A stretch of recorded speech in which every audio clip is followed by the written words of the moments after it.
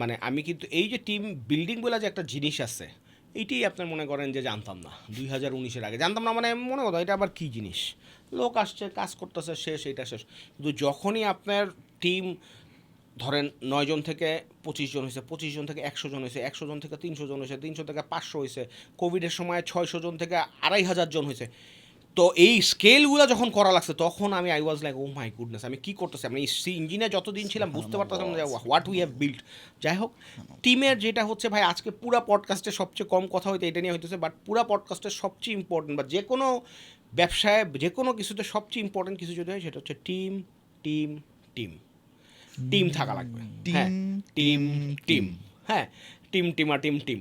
তো এখন এইখানে টিম যদি সলিড না হয় তাইলে আপনার ব্যবসাটা আসলে লং টার্মে যাবে না, অ্যান্ড শর্ট টার্মেও যদি আপনি করতে চান ইউ নিড গুড টিমমেটস, যে আপনি যেভাবে চিন্তা করতেছেন সেইভাবে চিন্তা করতে পারে, যাকে আপনি বললে যে আপনার কষ্টটা বুঝতে পারবে এবং যে আপনার ব্যবসার জন্য ডেডিকেট হইতে পারবে এবং যার মধ্যে ক্ষুধা আছে তারাই আপনি বাঁচতে হবে।